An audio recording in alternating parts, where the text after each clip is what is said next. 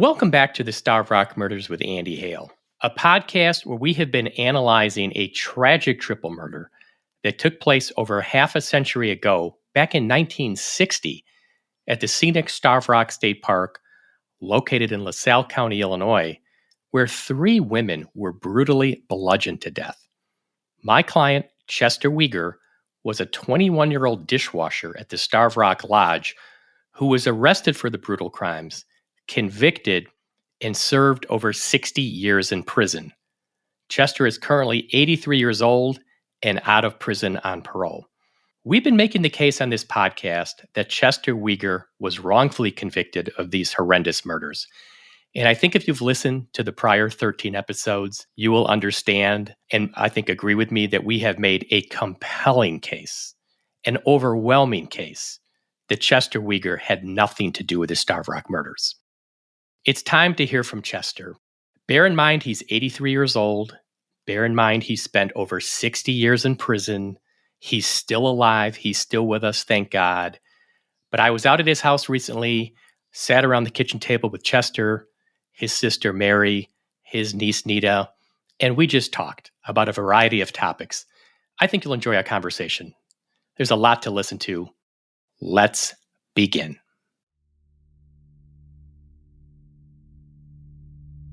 The biggest mistake anyone can make when it comes to the Starved Rock murders is to think that this is simply a tragic episode relegated to an obscure chapter of 20th century history that no longer has any impact on any of our lives other than as intellectual fodder for a podcast. Make no mistake, this case is far more relevant now than ever. Because 62 years after the crime, the man who was sentenced to life in prison for the murders is still alive. All the members of law enforcement who railroaded Chester are dead. All the jurors are gone. All the witnesses called to the stand have passed away. Chester's wife, parents, and many of his closest loved ones have been laid to rest. But Chester Weger has endured. Wrap your mind around the fact that when Chester Weger's freedom was taken from him in 1960, John F. Kennedy had just been elected president. This nation was founded by men of many nations. Chester went away to prison before the Civil Rights Act was passed, before NASA put a man on the moon, before the Watergate scandal, before Star Wars opened in theaters, before the personal computer, the internet, the cell phone, the smartphone, and social media. 60 years. Chester spent 60 years behind bars. 6 decades of a man's life spent in a cell.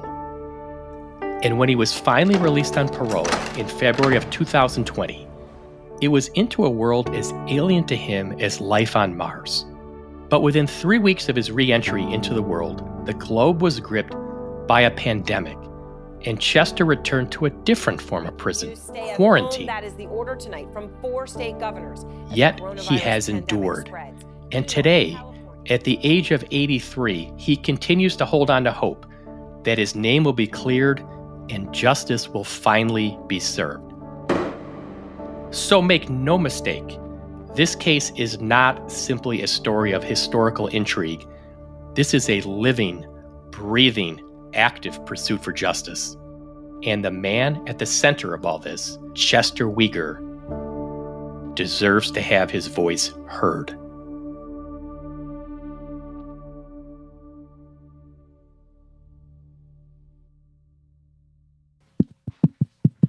I'm going to say my name. It's working. Go ahead and say your name. Chester Weger working.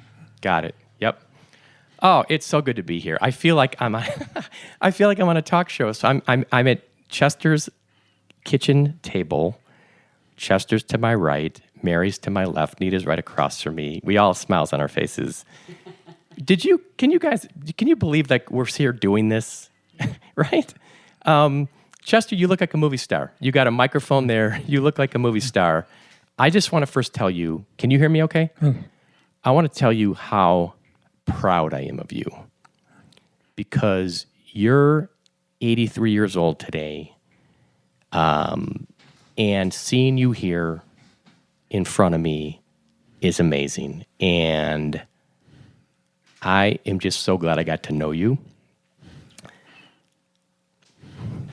It's sad. I got to take a bus.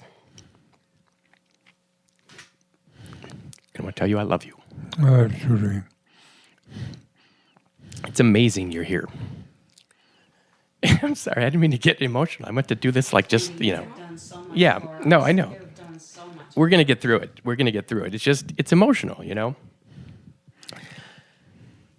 I had to get through that, but just seeing you here. So let's talk. Let's start with just what it's been like. You got released on parole, and you're living in this house now in LaSalle, Illinois. What is it like being out of prison? Feels wonderful. Oh, gosh. I mean,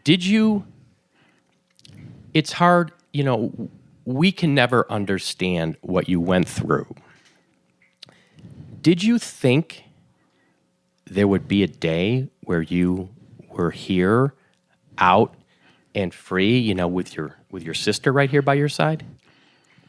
I thought there would be because, I'm innocent. I spent 60 years in prison, and I knew I'd get out someday. How did you have the mental and physical strength to never give up hope?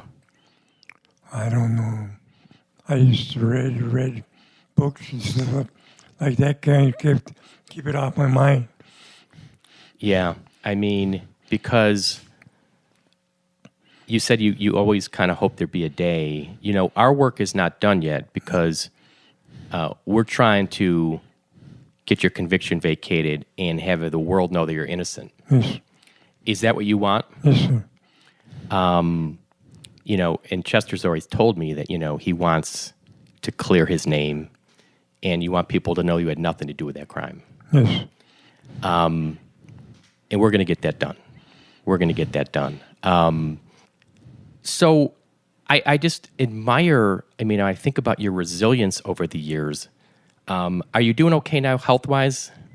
No, I am. I got too many medical problems, Yeah. Got asthma, emphysema. I don't know what they call. Yeah. Now, you just had cataract surgery. Is it okay if I said that? Your eyesight's better now? Yes, Yeah. cleared up a lot. Yeah. And what is it like to, being able to spend time with your sister and her husband, Ron, and your nieces, Carrie and Nita, and seeing your son and your daughter? What has that been like for you? It's just wonderful. I can't explain how wonderful it is to be free. Mm-hmm.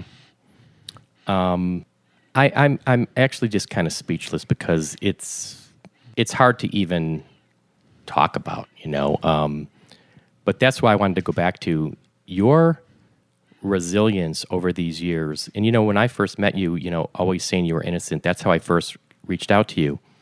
When, all those years in the parole hearings, never expressing remorse because you didn't have anything to do with the crime, When you were, let's go back in time, when you're sitting in the courtroom in 1961, a packed courtroom, and that the state wants to have the jury impose the death penalty, what were you feeling during the trial, being there in court?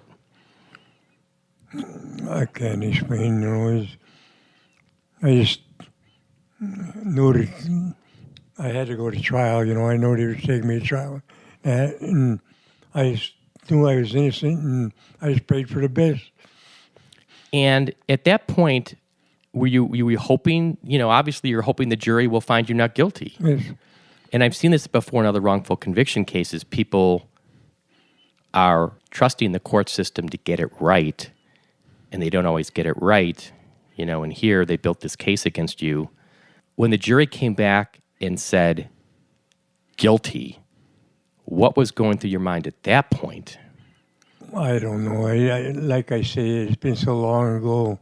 And I've been sick off and on, and I just can't have trouble remembering, but like I said, I was innocent, and always knew that there'd be the day I'd be able to prove it.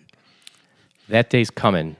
That day's coming, my friend. We're gonna be there. I'm gonna be there with you when we prove your innocence. It's coming. You're gonna get that.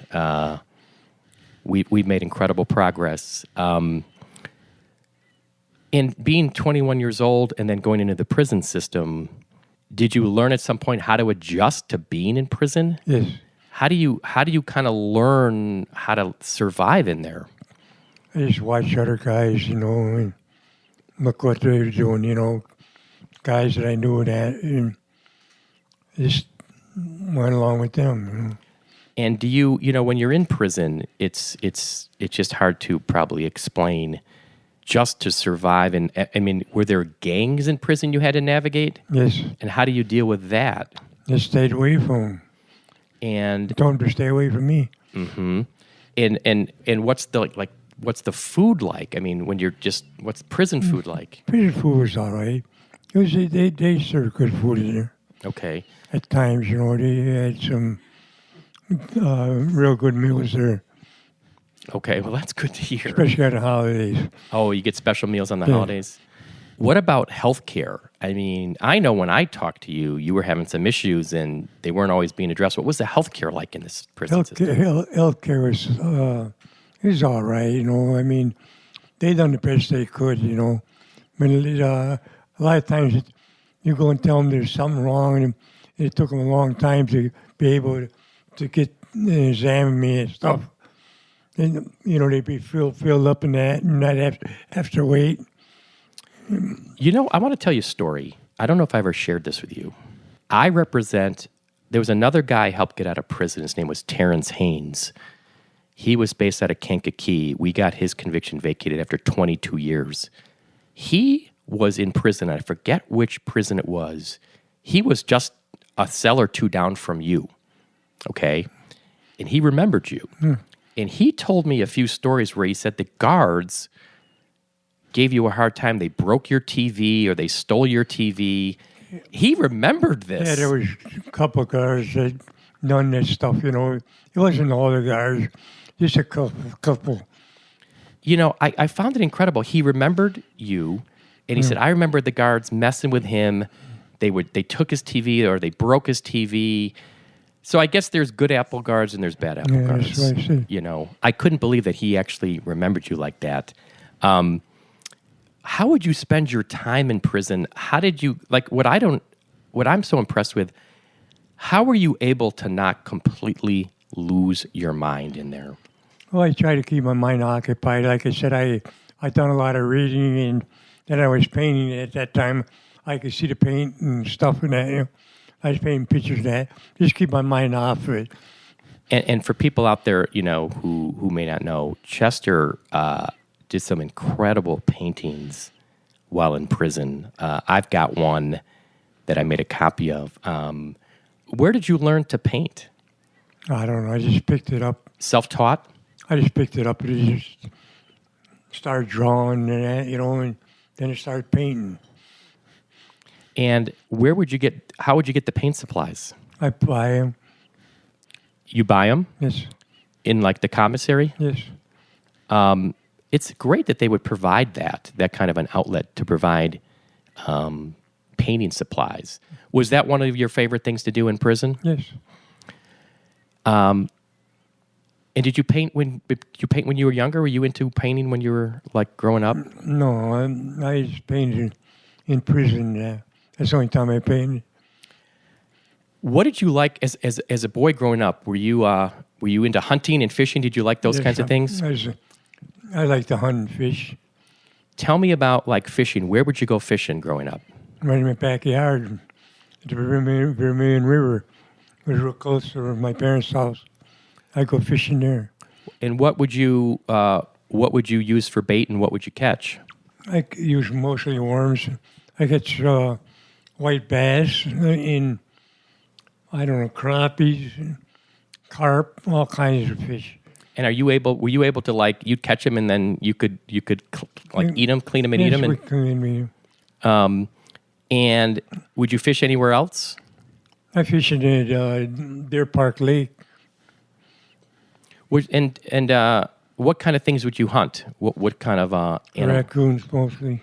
How would you catch raccoons? Rabbits.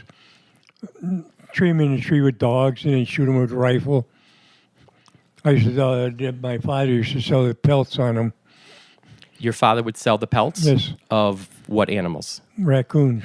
Oh, he would sell those? Yes. Where would you sell them at? For buyers. Oh, okay. Tell me what your parents were like growing up. What they did for a living. Your dad was a painter? My father was a painter. My mother was a maid at the lodge, the Star Rock Lodge. What kind of painting did your dad do? Steeplejack work. Real high painting. Oh, so like steeples of like churches? Steeplejack work, yes. Wow. Bridges, churches, steeples like that. Well, churches got them. And your mom worked at the lodge? Yes. And what did she do there? She was a maid. A maid at the lodge? Yes. And when you were growing up, where did you live growing up? In Oglesby. How far were you from Starved Rock at that point? 3 miles. Oh, so you were real close. After you know, in 1960, did you at some point then go work with your dad painting? Yes. Tell me what you did, kind of things you did. I painted bridges with them. Painted bridges? Yes. Did you paint steeples at all too? I painted a couple of church steeples. But mostly bridges. I worked on bridges. How would you paint bridges? Like how do you make sure it's safe? I don't know. I just climb up the rafters on the bridge and just paint. Hang on to the rafters and that.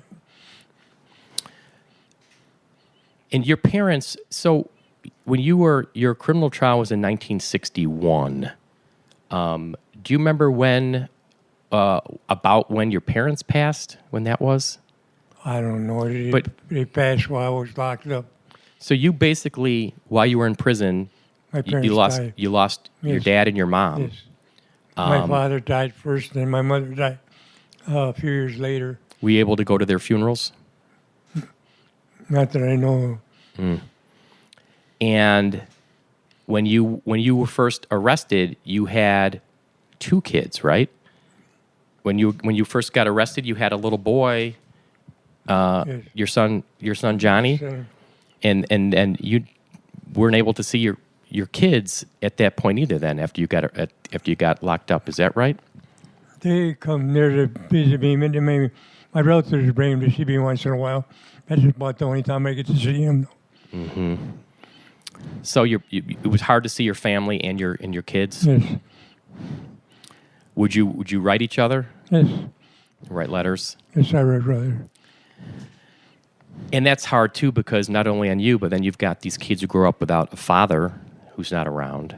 Do you have any other memories of prison or things that kind of got you through it? Or you talked about the painting and No, they're just paintings. Like I said, I try to keep my mind off my case, and by painting and reading that, I could do that. You never gave up hope. No. That's amazing. After all those years. Yes. And how old are you today? 82. When's your birthday? March the 3rd. So you just turned I can do 83 now. 83. I'm sorry. I lose time with the dates. You got another 20 years to go. No. You got another 20 years to go. I'm going to be at your 103rd birthday because you're strong physically and mentally. What would be, right now, you're renting this house in LaSalle. You've got your sister here and her husband. I know your nieces Carrie and Nita stop by, and you get a lot of family love and support. What would you like to be if you really could go anywhere? What would you like? Where would you kind of like to live? What kind of a place would you like to be at? I'm not really particular. As long as it's in LaSalle County, I'm not particular. Would you like to have a little stream you could fish in? Well, I'd like to be closer to a stream, But other than that, I'm all right. Would you still like to fish? Would you still be interested in fishing? I think you and I got to go fishing sometime. That's what we need to do. What now, being out now, and even though you said the prison food wasn't bad, which I'm glad to hear, what are some of your favorite things now that you like to eat? I'm not really particular. You got a sweet I tooth like at all? mostly anything. I kind of heard you might like ice cream. I like ice cream, and I love broccoli. Broccoli. Yeah. What about any sweets? Do you like any sweets? I eat starlight mints and stuff like that. I heard you like, I'm looking at a little box, Nita showed me, Hostess frosted chocolate donuts. It's all right. Some look pretty good. I think you've been busted here with your little donut supply. I want to say again, to go through 6 decades of striving to prove your innocence. Do you feel like we're getting close? Yes. I do. And what's important to you? Just for everybody to know that you're innocent? Yes. We've made a lot of progress. We've just got one more hurdle. We've got some DNA testing to come back. Did the prison did it have a library? Yes. Were you able to go in there and read? Yes. Did you try to educate yourself on the law? Yes, I did. To help you with your case? Yes. What kind of things would you do? I'd draw up writs and stuff like that. Mostly, I've done law work for other guys as much as I could do for them. Trying to help other people? Yes. I mean, I was not really good with the law, but at least I could get guys to court and then under sentences and that they were having trouble getting to court. So you were trying to help other people Yes. with their cases as well? Yes. Okay. That's amazing, and that's got to be so hard to do. You had a typewriter too at Yes. some point? What happened with that? Guards broke it. They broke it? Yes. How did it work with the meals? What time would breakfast be? 7 o'clock. And if you weren't ready, I mean, do you have to be how did it work in terms of timing and You everything? had to be ready to go when they called you to go. You had to leave. That guy I was telling you about, Terrence Haynes, he told me another story too. Not only that they broke your TV, he told me something. I'm trying to remember this exactly. It was I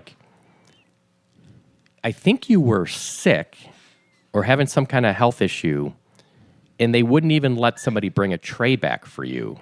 Would they not do that? When I was sick and I had double pneumonia and I had to stay in my room. I was too sick to go to chow hall. And there was days when the guards wouldn't let bring me no food in, yes. Mm-hmm. But it wasn't all the time I was sick.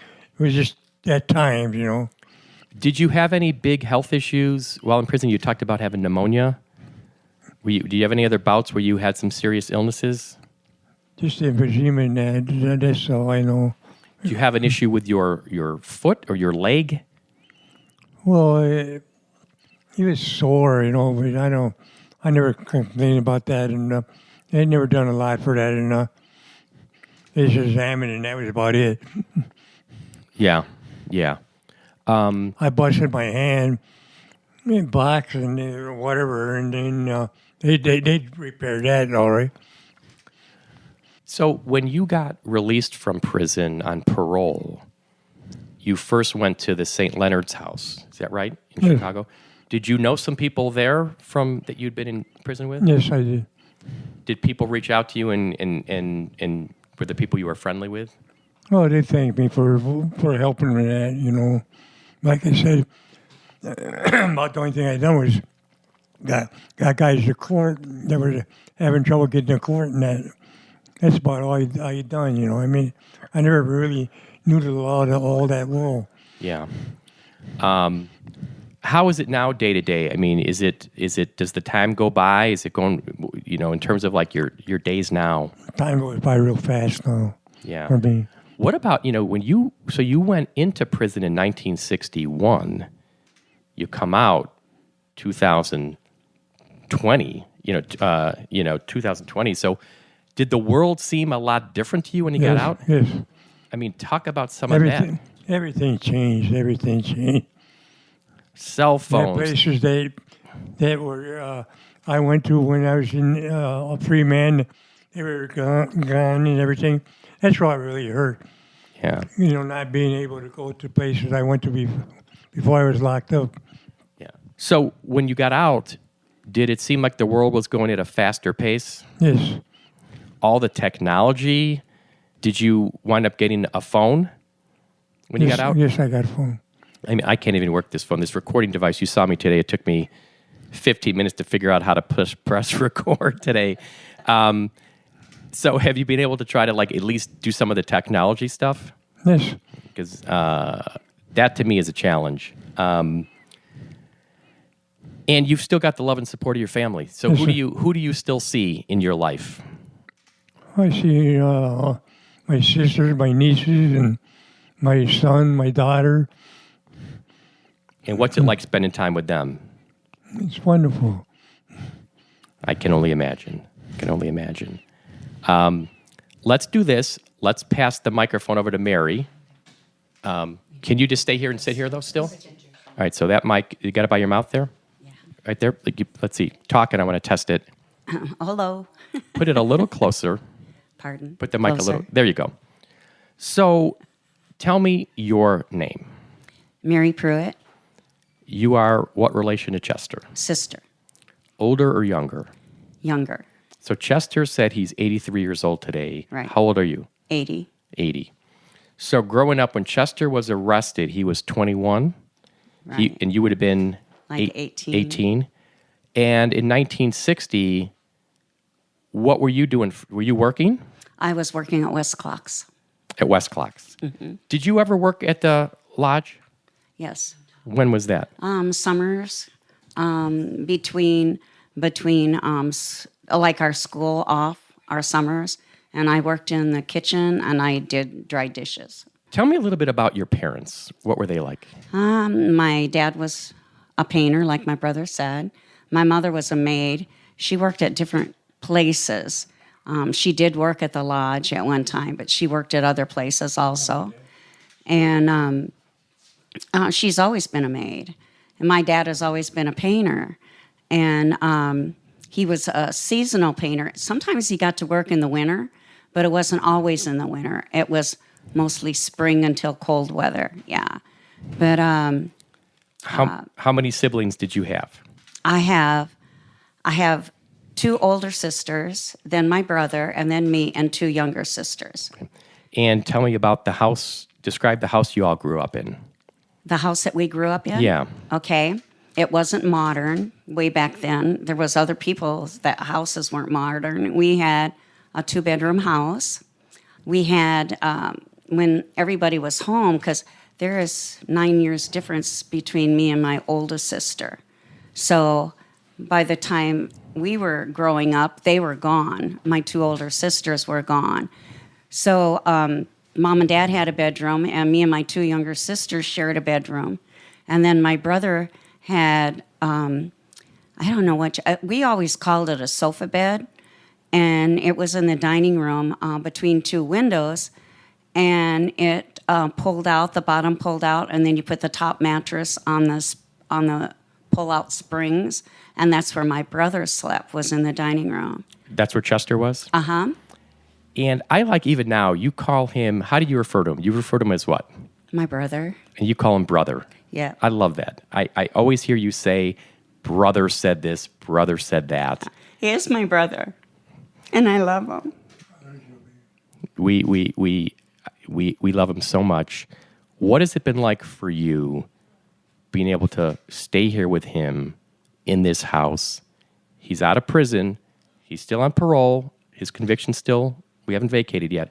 But being able to spend time with him now every day, what has that been like for you? Well, like when we do dishes, we don't have a dishwasher here. So Ron was down with a sciatic nerve, and he could hardly walk, and he was my dish dryer. So I said, brother, you want to come and dry dishes? And he said, sure. And so, like this morning, even with the girls here, me and brother still does dishes together. You're putting him to work. Yep. I'm looking over at And you. he does not complain. And when you cook for him, you can't see, but he's smiling right now. So we only have 2 microphones, so Yep. he doesn't have one right now. But you got to earn your keep, young man. That's what she's saying. You got to earn your keep here. So no, it just makes me happy that he's with me and he's doing things with me. Like this morning, we were doing dishes, and I said to him, I said, brother, this reminds me of when we were kids, because I'd have to wash dishes and brother would have to dry dishes. And I said, it feels so good to be able to do things with you again. just to spend every day with him. Just to do dishes even. The little things in life, And right? when Ron was down, he carried my laundry basket from downstairs, upstairs, from down here. And he's all, even with his eyes, he's not supposed to lift. We have to get on to him. No, you can't do that, brother, because you're not supposed to lift yet, because we want the surgery to be good. But he's always willing to be there to help. You know what I noticed about Chester? I mean, I'm not trying to embarrass you, Chester, but I never met anybody with a bigger heart. And I'll tell you a story. You know, when I would go visit Chester at St. Leonard's house when he first got out on parole, I took him to the grocery store to buy some things. He made sure we bought snacks for the women who worked in the kitchen. Right. We bought other little snacks for, you know, people he was rooming with. He would stop at that little corner store down the block and buy things for people. Never about him, always thinking about somebody else. Got the biggest heart in the world. Must have got that from your parents. At Christmas time, one year, this is when he was out, this first Christmas, we didn't get to spend it with him, but he went somewhere and he bought 8 watches and gave them to people that was with him in the home. Oh my gosh. Yeah. He's never been stingy. He's never been stingy. Tell me what it's been like. Did you ever really think that, you know, because he's, you know, he gets arrested in 1960, the trial's in 1961. The 1970s go by. The 1980s go by. The 1990s go by. The 2000s go by. 2010s go by. We're in 2020. Did you ever think you'd be sitting here across the table from your brother, seeing him in person out of prison? Did you think you'd have that day? I never gave up hope. I never gave up hope. We've always prayed about it, and you don't know when, but each parole hearing, you know, there was more that was voting to let him out. And as time went on, yeah. There was some board members that was just awesome and told us we were doing the right thing to keep coming to the parole hearings. And my brother has always claimed his innocence. And he said, even all the time he was in prison, he said, I'll never stop fighting. He said, I'll fight it until the day I die. You know, and that's amazing to hear. And like I told him, I'm looking at him when I'm telling him this. That's why he's still here. That's right. As strong as he is. That's right. That resolve. What kind of toll, you know, obviously the toll to Chester is unimaginable, but what did you see the impact it had on your parents? You know? My mom and dad both took it hard. And my dad, when trial was, I guess my mom is the strongest one in our family because my dad had to stop going to trial. He couldn't handle it. He had a bad heart. And he couldn't handle it. But my mother and Joanne never missed a day. I was always there. My mom was the strongest. She was the strongest. You know, I've got some of these old pictures from the trial, and there's one that just, you can feel the emotion. It's of your parents in court, just sitting there together. And you can just see on their faces, you know, how the pain and what they would have had to go through and how hard that was.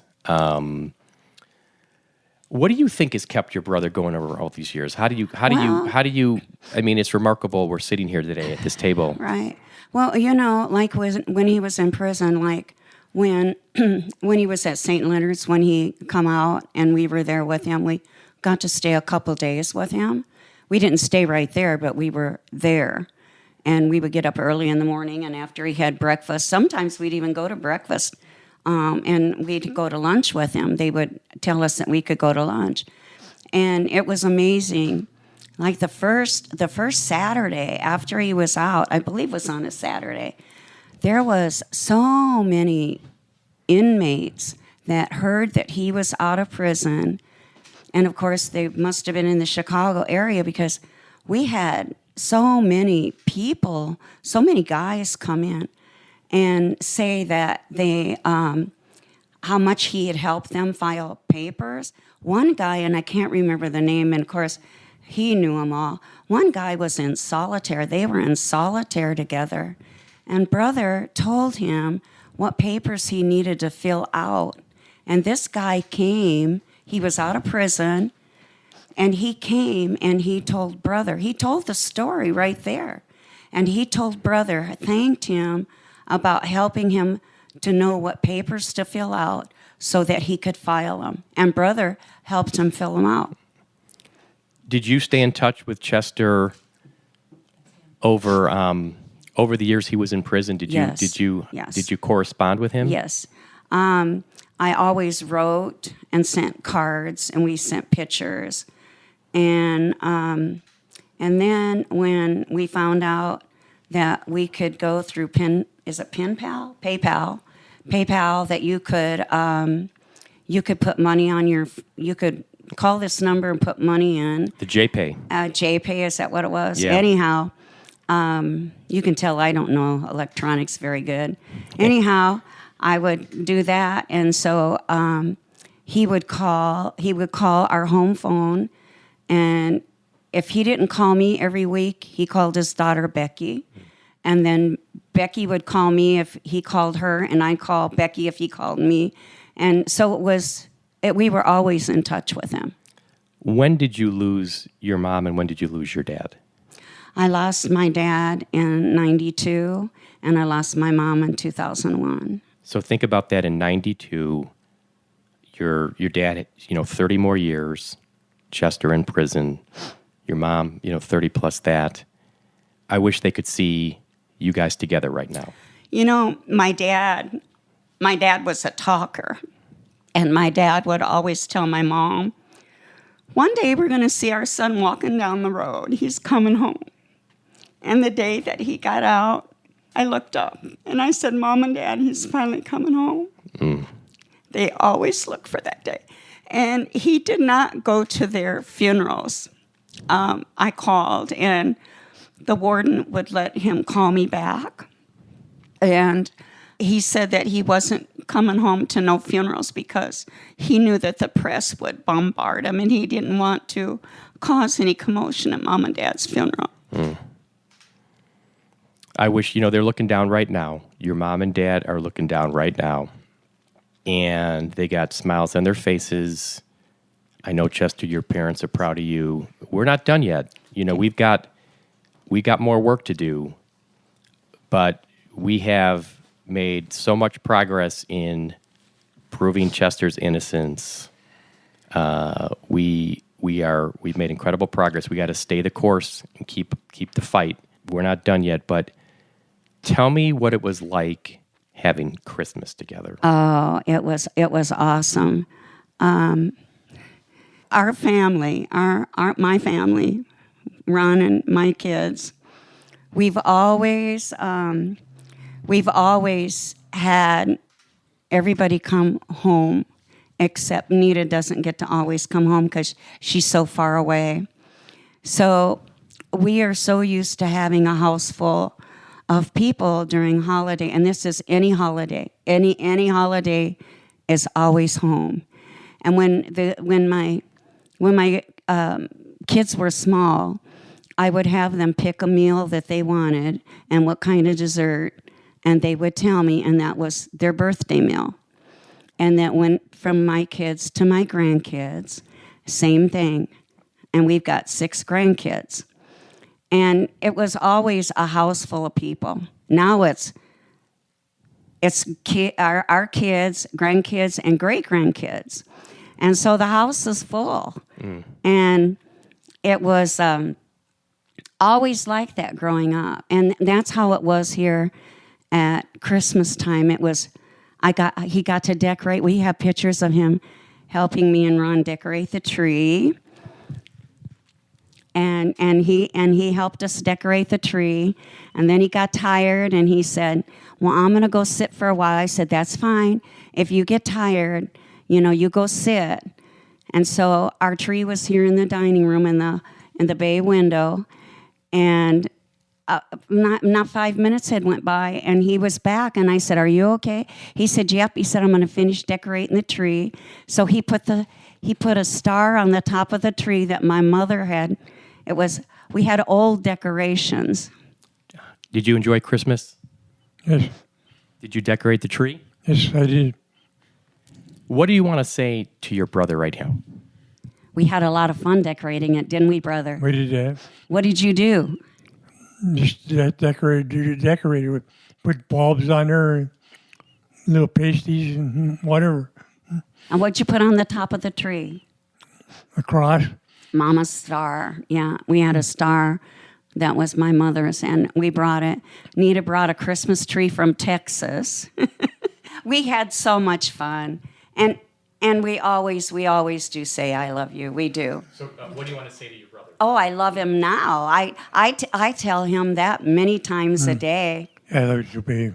Yeah, I when he's tucked in bed at night, Ron gets him ready for bed, and I always say, good night, brother, I love you, and he always says, I love you too, sis. What do you say to her? I love her too. Yeah. Do you have any other memories of like what it was like sitting through the trial? Just being there every day. What was going through the family at that time? During the trial, I worked at West Clocks, and I had nobody give me any problem at that factory. Everybody was so nice, and they would ask me how the family was doing or how my brother was doing. And, I never had any trouble with anybody. But I know I was older than my two younger sisters. And my two younger sisters had a hard time at school. And I know it was what their parents had said, that my two younger sisters had a harder time. But during the trial, you try to be strong for my mom and dad because they were really having it hard. They were really having it hard. And Joanne was having it hard. And she was, when my brother was in the military, we did things together. What happened, when Chester went into prison? His kids were how old? Becky was probably about 3, and Johnny was like about a year and a half, 1. So what happened to the kids? Well, their mother, they lived here in LaSalle, and they moved to Oglesby. We would go pick up the kids, or Joanne, and we would spend time with them. We'd spend time, and I just gave Becky a photo album. I was cleaning out all of our pictures, and I thought I'll just give pictures to every family that belongs to. And I came across pictures when they were small, and they don't have pictures like that. And I put them in an album, and I gave them to Becky. We had a horse named Star, and she was telling her husband, Kevin, that she remembered a horse that she used to ride on. And I don't know how long ago that was she told Kevin, because in the photo album was Becky on the horse. And she called me. He was here on Monday, and she called me Monday night. She said, I really had a crying jag. She said, those pictures really brought back a lot of memories. What did you notice? I mean, it had to have been hard for the kids, for Chester's kids growing up as they get to be, teenagers, young adults, and going on with their life. They've got their dad in prison who's been convicted of this horrible crime. I mean, what did you see in terms of how their difficulties were? Well, there's always a strong one and there's always a weak one. And this is how I saw it. Becky was a strong one, and Becky's got a mouth, and she'll tell you today she's got a mouth. And don't push Becky because she's going to open her mouth and she's going to put you in her place. And she has told me things about that. And Johnny was a weaker one. And just harder for him to deal with. It's really hard. It was hard. Yeah. It was hard for both of them when he got out because they both cried. They just hung on to him and cried. And Johnny has never had a dad. He's never had a dad, even though his mother remarried. He's never had a dad. What we know what a dad is, a dad cares for you and loves you and protects you, and those kids haven't had that. Let's, you had some great things to say. Let's pass it to Nita for a minute. So, can you introduce yourself? My name is Nita Freeman, and I call him Uncle Otto. I'm his niece. Whenever we talk, keep your microphone by your mouth. Okay. Whenever we talk, I told my wife, it's like, it's Uncle Otto. It's Uncle Otto. It's Uncle Otto. Mm-hmm. And I love that name. I met you when I started to represent Chester, you and your sister. I've been so impressed with you and your sister and your mom. Been there for Uncle Otto every day. Never gave up hope. That support and love. How would you describe what the family has been through all these years, and kind of like leading to where we're at now? Well, we've always known Uncle Otto. I mean, my mom has never hidden anything from us. So we grew up knowing that he was in prison. Our family has always believed in his innocence, just digging in. So mom had a lot of paperwork back in the early 2000s because we were older, we had kids, so we had time to kind of do our own research, met a couple people along the way that kind of lost it. But they did do, like Bob Petrie, when Bob Petrie helped or was around, we actually, got some good information from him. And then fast forward to, we could start going because we were monetarily okay now that we can start going every year or every 3 years to his parole hearing.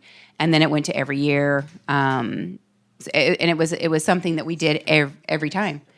And so fast forward again, we went through many different innocence projects within the state of Illinois.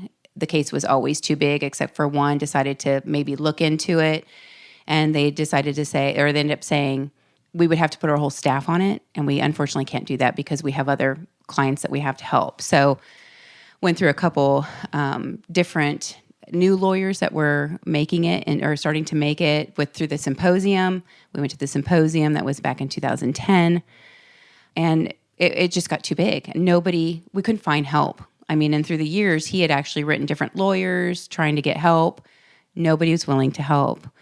And the year that we didn't go was in 2017, I think it was, and you showed up. So then that's when the momentum, because we were at a loss, we would never give up, but it was like, where do we go from here? So it's amazing you never gave up. I mean, did you think you'd be sitting here? Now, again, we got work to do. The conviction hasn't been vacated yet, but Chester's out on parole, living here.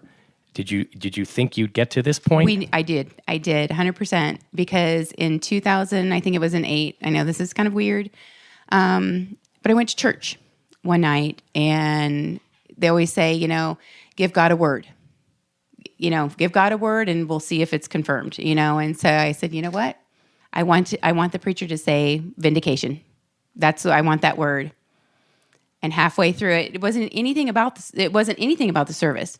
He said the word vindication. Wow. I know it's coming. Wow. We just have to be patient. It's always in God's time. We would have never met you if it was earlier. We wouldn't have met a lot of people through this case with Sandra Bland and, that, become family friends now, Talk about a little bit the love and support you've seen in this family over the years. Oh my gosh. We never give up on each other. Carrie and I both say, we would not be able to do it without each other, because it's so much work and it's so worth it, because what he went through is nothing what we've gone through. Not even close. Even though it's hard, it's so worth it. Well, I love seeing the love and support your family has. You and your sister, your mom, Ron, Chester here. A lot of people get out of prison. I've had other people get out, and they don't have that family network. They don't have the love and support, and it's hard enough getting out of prison after and having to adjust. But if you don't have a network of people there, the love and support, it's so difficult. You guys have that. Now, when we went to, because he was in 2 halfway houses, they have both had said that to us. We cannot believe the show of family here for him. It's just, it's non-existent. Even when we take him to his doctor's offices or go to many different doctors. I think he's got up to 8 right now, 8 different doctors. He's seeing 8 different doctors. He's seeing 8 different doctors right now. For all his different issues. Exactly. We're trying to clean up what. Well, what's amazing is, and that's, I think, one of the real benefits of being out, as much as, in prison, they try to do their best. Right. It's overwhelming, and you don't get, obviously, the quality of medical care you can get on the outside. So without getting into the details, has Chester been able to see doctors and kind of get his health in a better place? Yes. So we are going to, yes. So anytime that, there's a little hiccup in the road, like a red flag saying, okay, well, something else may be happening. So let's get him referred to another doctor. And so they're kind of piggybacking on each other. I do know, like, when he did say the state, they can do what they can with what they have. And I do know that they do get to see outside doctors. But the problem is the doctor has to accept the inmate to come because they have to wear chains and shackles, and then they're scaring their patients off. So a lot of outside doctors won't. Tell me them. just a few of whatever you feel like you can say. Now that Chester's been out, and health obviously is his number one priority. You're 83. You want to live as long as you can Exactly. now. Tell me about some of the things you've been able to, doctors have been able to help accomplish with Chester. Yeah. Okay, so right now what we have accomplished with him is we gave him a bucket list. We asked him for kind of a bucket list of what he wants done. And so he said he wanted his eyes done and he wanted new dentures. Fantastic. And so the first thing he got done was his dentures. So he's had dentures for a little while, and he's able to eat meat and stuff now. And then he wanted his cataracts done, and that took quite a while because the waiting list is so long. So he's had both of those done, and then right now we're working on some other things still. That's great to hear. I'm so happy to hear it. I'm so proud of him. I'm so impressed with the whole family. I'm so blessed that I met all of you. It's changed my life. It's amazing. It's just a blessing. Sitting here in this little kitchen table with all you today, I just feel so blessed to be a part of this, and I love all of you. Well, we love you too. We would be so lost without you and Celeste. You guys are our rock, and we wouldn't have gotten as far as he wouldn't have. We had been so close. 2 times at the parole hearings, they were tied. And the year before you guys came, the president actually said, "Does anybody want to change their vote?" Mm-hmm. And nobody did. And so we thought, nobody's going to want to be the person that lets Chester Weger out. Well, the hard part is, because I've been lucky enough to help a couple other people get out of prison. Cleve Heidelberg in Peoria after 47 years. Terrence Haynes, Kankakee after 22 years. We had L. Story Simon, part of that documentary movie, 16 years. And it is really, really hard to prove your innocence once you're convicted. It's really hard to undo it and to prove your innocence. And it's particularly hard, incredibly harder, as time goes by. As the years pass and the case gets colder and colder, people die, memories fade, people care less each year. it gets nearly impossible. So to think that we are, in my opinion, so close, making incredible progress where we're at, now just waiting for this DNA testing, it's remarkable, the journey that we've been on. And I feel it. And I want to have an update, hopefully, where we can finally completely put this to bed, prove Chester's innocence, exonerate him, get his reputation back. And I got to tell you, like I told you when I first got here today, doing the podcast, I have had nothing but love. So many people have reached out from the Illinois Valley area whose parents grew up knowing, we ran the local grocery store, or my mom worked at the lodge, or we had another little business, and we knew the Weger family, and my parents always felt Chester was innocent, and we always believed in him. I've had so much outpouring of love like that, people supporting what we're doing.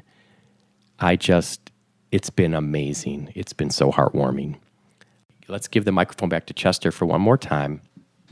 I imagine you missed your kids all those years. And I want you to know that we're there for you.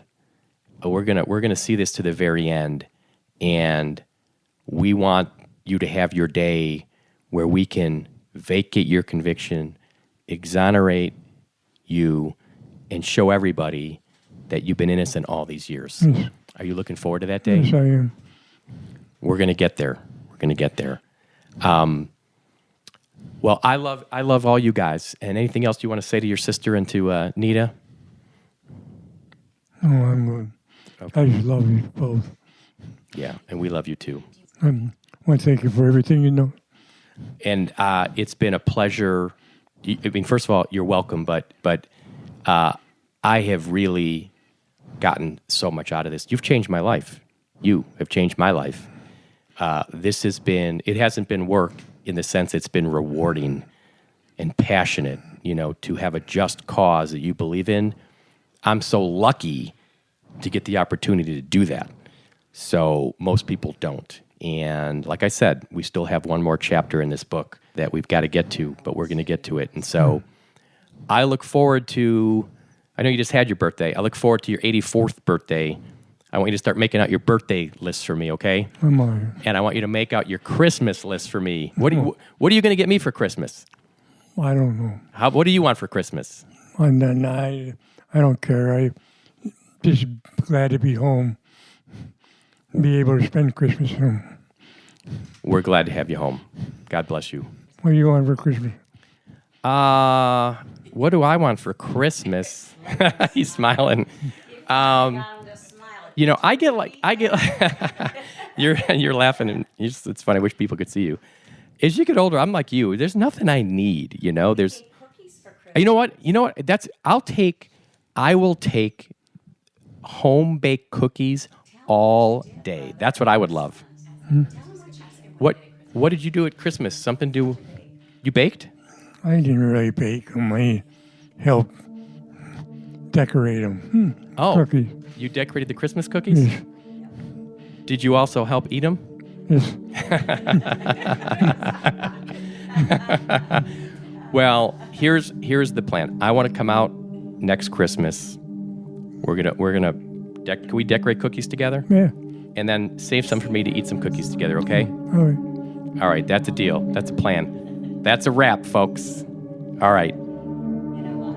You ought to have been here,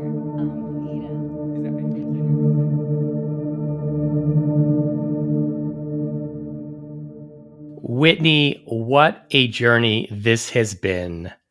I wanted to tell you how much I have enjoyed doing this podcast with you. You have been amazing, and I can't tell you how much I have enjoyed it, how much I have learned, how much progress we have made. Way, way exceeded all my expectations in every facet that I can imagine. I feel the same way, and I just can't thank you enough for inviting me to be part of this. And then I think I can't really put into words how special this story has been, right? The story of Chester, the story of this saga, and being able to be part of it and keep investigating and getting closer and closer to the truth has been, I think, one of the the coolest experiences of my life. And so I thank you for that opportunity and for tackling this case in the first place. If you hadn't introduced me to this case, I would have maybe gone the rest of my life unaware of it. Well, it's like we took a Route 66 road trip, right? From Chicago to LA, and about halfway along the way, we found the Lois Zelensky memo, the smoking gun. Yeah. That was a game changer. When I look back on it, and I think about that, and I think about the man from Hennepin and all the other things we've learned, it's emotional for me, and it's incredible. We still have more work to do, but when I look back on the last 13 episodes, everything we've talked about, how we started on episode 1 and, where we are today, it's incredible where we are today. I mean, I feel it. Do you feel it? I feel it because, the crazy thing about doing this podcast is it has allowed me, I think, to finally have a sense of what happened. There's still more that we need to know, but I think prior to finding the Zelensky memo, right, prior to the story from the man from Hennepin, I had a lot of theories as to what I thought happened. I didn't feel like I had a strong sense of what the truth really was, and I feel like now we're knocking on the door of it. And it just still gets me that after all the thousands of pages that you and I have both sifted through, that you found that one, right? That Zelensky memo. And it just suddenly made everything else make more sense. Like the handwritten notes, the newspaper articles, it was like this strange catalyst for just kind of formulating conclusions about all this different information. And I'm shocked that you found that needle in the haystack. It was a needle in a haystack, and there might still be some twists and turns. I mean, I think that smoking gun memo, I think it proves alone, that proves Chester had nothing to do with this, putting aside the other 50 reasons we have. But we haven't connected all the dots with Glenn Palmatier, William Palmatier, the guy with the distinctive voice in the Aurora Tavern who has limited education and vocabulary. I mean, who that is. I think there's some more shocking twists and turns. We may or may not find them out. I hope we do. We're going to keep working on the case. And as I've said, barring some new developments, we're going to sit tight until we come back in late July to discuss the DNA results.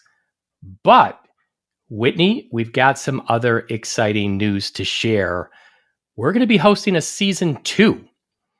But the season 2 podcast is not going to simply tell a true crime story. Rather, our goal is to solve an egregious murder using the airwaves.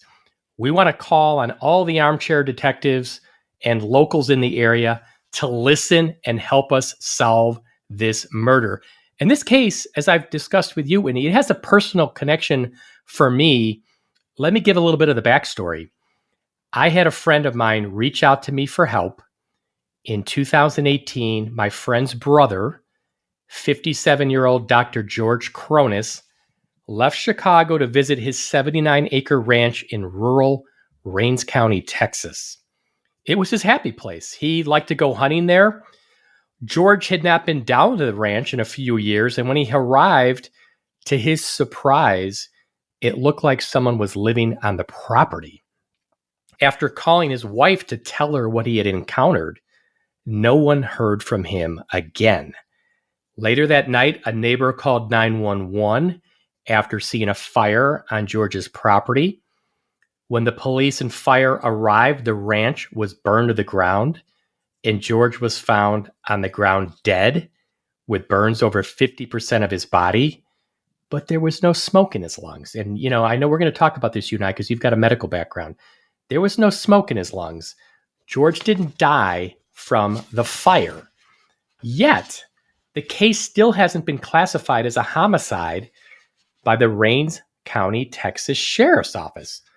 So my goal, Whitney, is to, you and I, together again, season 2, a different kind of podcast. Our goal here is going to be to solve this murder and to bring some justice to the Cronus family. There's a murderer out there. Make no mistake. There is a murderer out there. We need to find out who it is. So Whitney, like I said, this is a case, it's got a personal connection to me because this friend of mine reached out, but it's a case I've talked about with you. And what were your first thoughts when I told you about the case? Well, frankly, the first time you told me about it, I thought you were describing the plot to an Elmore Leonard novel. I mean, it had this cast of characters of small town folks, doctor from the big city, murder in the heartland of Texas. I mean, everything about this case is confusing, intriguing, and it's just so interesting and upsetting that it's still not been solved. And I cannot wait to dig into it. Me too. I cannot wait to start dissecting it and to try to solve it. Yeah. Bring justice for the Cronus family. Oh my gosh, if we can do that, that would be it for me. I feel like, that and Chester, I would just drop the mic and I'll just become a beekeeper and No. I don't need to do anything else. Nope. The problem is there are way too many other cases out there that need the same treatment, right? I mean, there's just too many of these. There are too many of these, and we won't be stopping. Well, at least I'm not allowing you to stop. Right? Well, I am looking forward to season 2. I can't tell you how much I'm looking forward to season 2. Same here.